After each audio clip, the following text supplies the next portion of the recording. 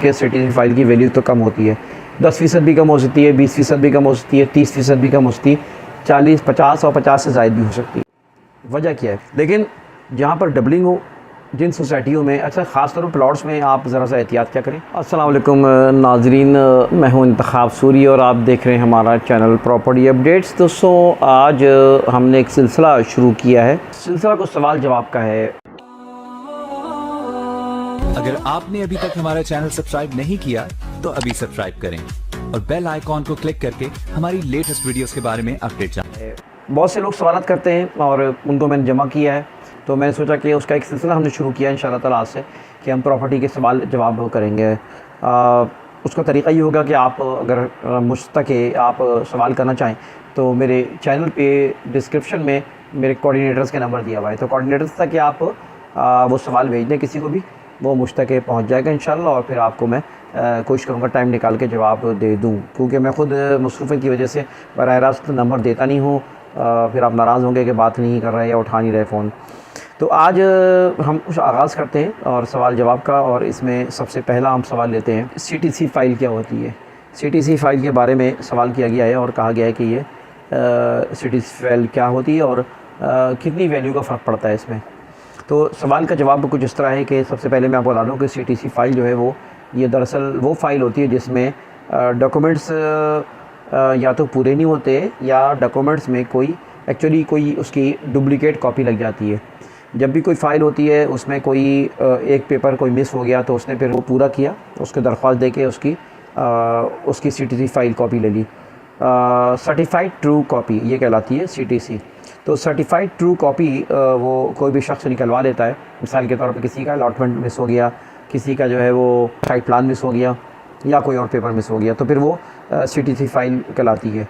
तो इस तरह के उस पर प्रॉपर्टी पे ये होता है मामला कि सबसे पहले तो आप ये ज़्यादा ध्यान रखें कि CTC फ़ाइल की वैल्यू तो कम होती है, 10% भी कम हो सकती है, 20% भी कम हो सकती है, 30% भी कम हो सकती है, 40, 50 और 50 से ज़ायद भी हो सकती है। वजह क्या है? वजह ये है कि CTC फ़ाइल में जो है एक तो डाउट्स पैदा हो जाते हैं, और उसमें डाउट ये पैदा हो जाते हैं कि आपने वो अब ये पेपर क्यों मिस हुआ, किसी ने चोरी किया या किया, तो उसमें कुछ वैल्यू उसमें कम हो जाती है। अच्छा, अब ये भी बता दूं कि जहाँ घर हैं, कब्ज़ा है, वहाँ तो चलें इतना मसला नहीं है, वहाँ पे आप फ़ैसला कर सकते हैं, इसलिए कि वहाँ लोग रह रहे हैं, वहाँ सामने होती चीज़ें, और आप भी बाद दफ़ा किसी कंडीशन में पोजीशन लेकर बाकी पेमेंट पूरी कर सकते हैं या कोई भी कंडीशन रख सकते हैं। लेकिन जहाँ पर डबलिंग हो, जिन सोसाइटियों में, अच्छा ख़ास तौर पर प्लॉट्स में, आप ज़रा सा एहतियात क्या करें। जो प्लॉट्स होते हैं उसकी वैल्यू में फ़र्क होता है, और क्योंकि प्लॉट के बारे में पता नहीं होता है कि वाकई किसका कब्ज़ा है, कौन इसका असल मालिक है, क्या होता है। तो इस तरह की CTC फ़ाइल में आप ख्याल रखा करें कि ऐसी CTC फ़ाइल जिसके अंदर कोई प्लॉट का मामला हो। अब बहुत सी सोसाइटी ऐसी है जहाँ डबलिंग है, उन सोसाइटियों में तो बहुत ही एहतियात करें, बल्कि सौदा नहीं करें जहाँ पे CTC फ़ाइल हो। वजह ये होती है कि ये फ्रॉड भी लोग कर रहे होते हैं, और मैं ये भी कहता हूँ कि अगर CTC फ़ाइल में आपके पास पूरी फ़ाइल गुम हो गई हो और फिर उसकी डुप्लिकेट बनी हो, तो ये और ख़तरे की बात होती है, क्योंकि ऐसा धोखा हुआ है लोगों को कि CTC फ़ाइल जो है वो मालूम चला उन्होंने कोई सौदा कर लिया और CTC फ़ाइल जो है वो उसने धोखा दिया था। असल में फ़ाइल ओरिजिनल मौजूद थी, CTC वो उसको FIR कटवा के उसकी फ़ाइल गुम करके दूसरी फ़ाइल निकलवा ली, और मिले होते आपस में दोनों थे, और वो CTC फ़ाइल का जब सौदा हो गया तो उसने फिर उसके बाद जो है वो असल फ़ाइल के ज़रिए उस जगह को खाली करवाया, और बाई ऑर्डर कोर्ट से ये खाली करवाया पुलिस के ज़रिए। तो ऐसा भी धोखा हुआ है, और एक ख़ातून जिनका हुआ था वो ख़ुद मेरे पास आई थी, और मैंने फिर एक वकील भी उनको करके दिया।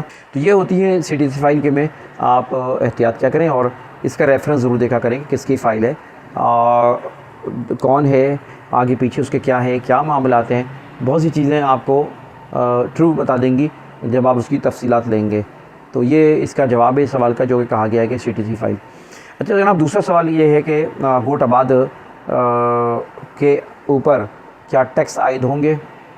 तो मैं आपको ये बताता चलूँ कि देखिए, कोई भी प्रॉपर्टी जब लीज़ प्रोसेस में गुजर जाती है, जो लीज़ होती है वो पे टैक्स नेट में आती है, चाहे वो एडवांस इनकम टैक्स हो, चाहे FBR के टैक्स हो, चाहे वो दीगर टैक्स वगैरह जो देते हैं, टाउन टैक्स और सिटी टैक्स फला।